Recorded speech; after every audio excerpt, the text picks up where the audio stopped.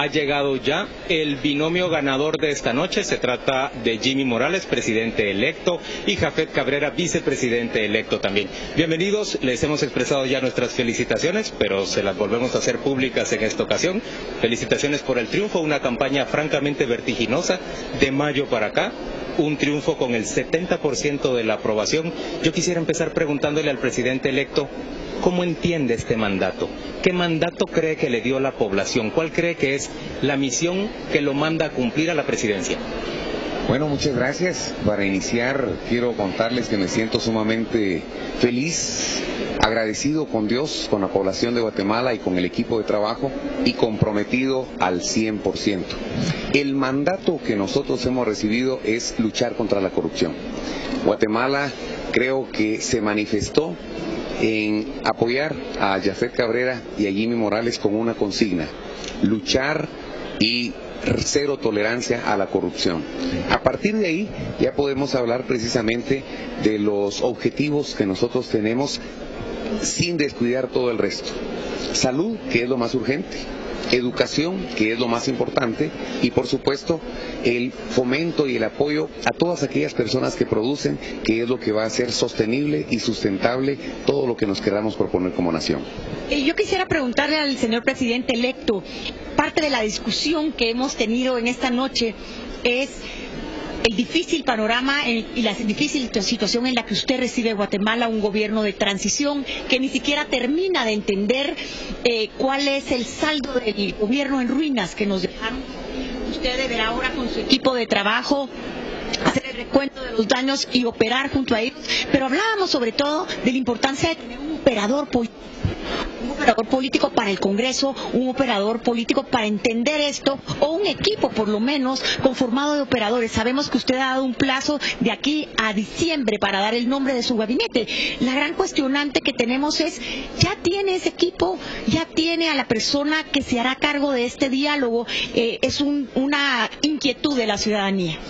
Bueno, dijimos que teníamos que dar paso a paso. Mañana vamos a tener la presentación precisamente del equipo de transición. Ya el presidente Maldonado Aguirre se comunicó con nosotros precisamente para poner al habla a los equipos de transición una vez el Tribunal Supremo Electoral haga efectivo el anuncio del dato definitivo. Este equipo de transición va a estar comandado por el licenciado Elmer Erasmo Beltetón y el licenciado Carlos Martínez. Ellos van a estar acompañados de más de 40 profesionales de las distintas disciplinas para poder ver todas las carteras que se plantean. Al mismo tiempo, el equipo de Finanzas y Economía de nuestras mesas de trabajo se va a reunir con la Comisión de Finanzas y Presupuesto del Congreso de la República para poder plantear aquellas prioridades que nosotros vemos, que ya he sido bastante repetitivo tanto en discursos, en mítines como en medios de comunicación, de la prioridad que tenemos de la salud, representada y encabezada por la propuesta de medicinas en los hospitales. Ya después vendrá el tema de la reconstrucción, ya después vendrá el tema del equipamiento, ya después vendrá el tema de poder hacer crecer esa red de hospitales y de centros de salud, que hoy son más de 1.492 según el CATUM 2012-2032. Durante todo ese tiempo nosotros vamos a tener la tercera actividad, y es poder conformar adecuadamente los gabinetes o el gabinete de gobierno, porque hemos recibido propuestas muy valiosas y los cooperativistas tienen proyectos fabulosos que van de la mano con lo nuestro. Las MIPYMES, la reforestación, pero a través de un proyecto frutícola que nosotros ya lo hemos propuesto, y ellos nos dijeron, si eso está, y nosotros lo hemos estado haciendo en toda la ruta del Polo Chic, y precisamente les decíamos nosotros lo importante es la recuperación de las cuencas de todos los ríos, en donde nosotros podremos sembrar guayaba, en donde podremos sembrar aguacate, donde podremos sembrar mango, y después de eso, a través de la mano de los cooperativistas o de pequeñas empresas, se podrá generar la extensión del ciclo de vida de los productos, porque así como está el ejemplo de San Juan del Obispo, que a través de cooperativa han logrado hacer potencial el níspero en vino, en conserva, en mermelada, en jalea. Lo podemos hacer a nivel nacional y no solamente vamos a estar ayudando o ayudando a una política de seguridad alimentaria y nutricional que hemos propuesto, sino de la mano con los cooperativistas esto puede hacerse realidad.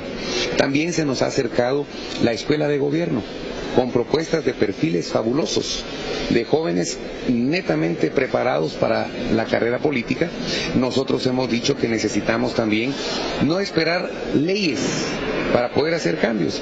La carrera civil, dentro del Congreso, dentro de todas las instancias, hay personas brillantes que han tenido la oportunidad de aprender y demostrar que se puede hacer administración pública sin corrupción. Así es que en los 80 días nosotros vamos a ir poco a poco anunciando las distintas carteras.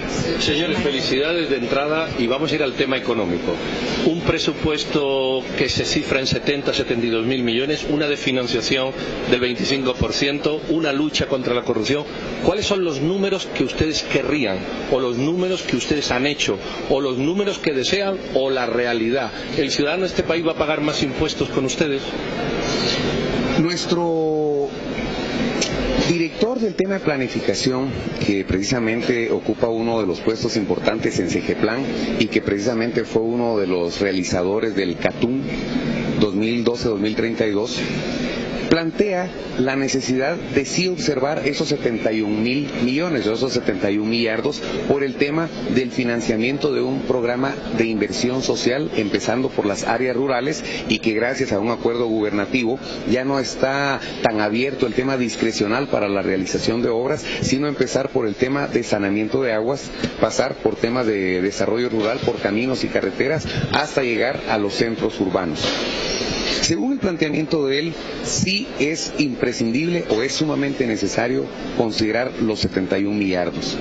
Por el otro lado, tenemos algunos de nuestros analistas, como Emanuel Sainer, que nos ha planteado que los estudios que ha presentado el CIEN fundamentalmente son interesantes para ver esos 3.300 millones que en donde se pueden hacer algún tipo de economía, pudiese bajar a 69 millardos de quetzales para la administración del próximo año.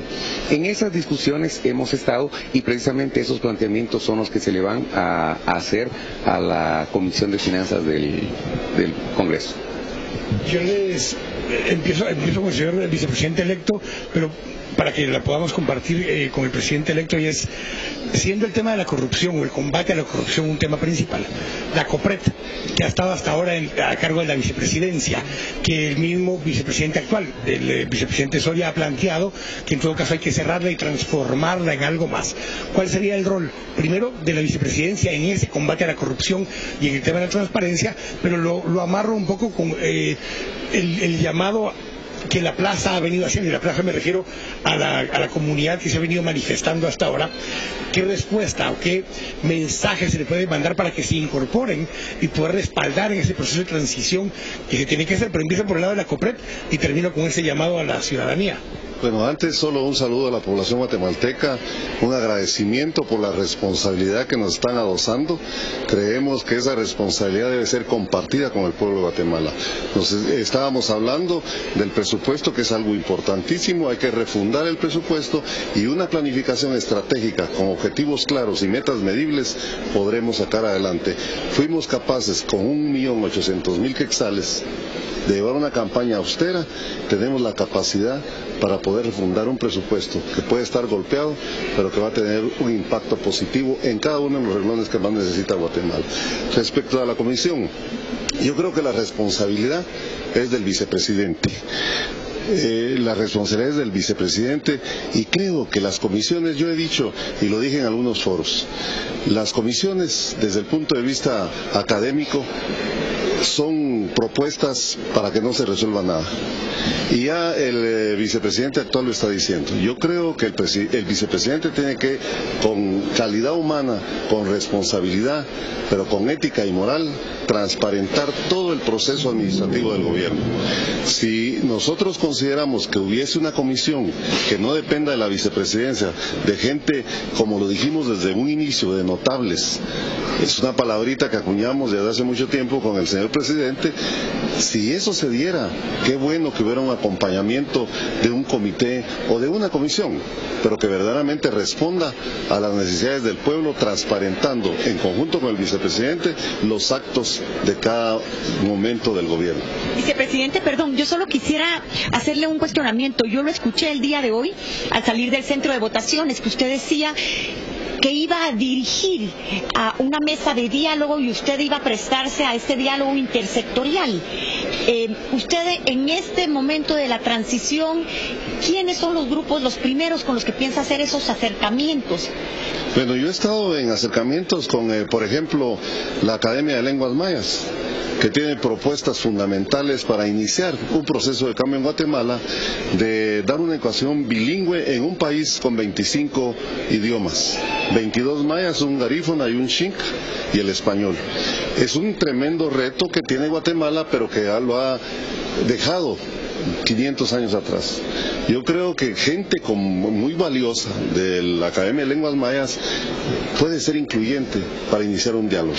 Y así ya hemos mencionado las cooperativas y cada uno de los estamentos de la sociedad guatemalteca que tiene alguna productividad en el desarrollo social, lo debemos de tomar en cuenta y nosotros debemos ser incluyentes, y ese diálogo de momento es con toda la población guatemalteca, porque la responsabilidad depende de cada uno de los guatemaltecos. Ustedes como medios de comunicación tienen una gran responsabilidad. Yo escuchaba hoy en un medio de comunicación que decía, es que ellos van a tener una oposición férrea, no van a poder hacer nada, pero si ya están augurando una situación que ni siquiera hemos iniciado. Yo creo que ustedes como medios de comunicación tienen esa gran responsabilidad de cambiar su actitud hacia la población guatemalteca y de demostrar que todos juntos, ustedes y nosotros, y todos los guatemaltecos, incluyéndonos, podemos plantear soluciones a la problemática de la crisis que hay. Los medios de comunicación tenemos claro, los periodistas tenemos claro que nuestro papel corresponde, por supuesto, acompañar el proceso de gobierno y fiscalizar ese proceso de gobierno, pero el presidente electo ha quedado sin responder la pregunta de Quique y con su respuesta cerramos esta conversación. Adelante, señor Morales. 3 cosas. Ejemplo, cumplimiento de la ley y rendición de cuentas.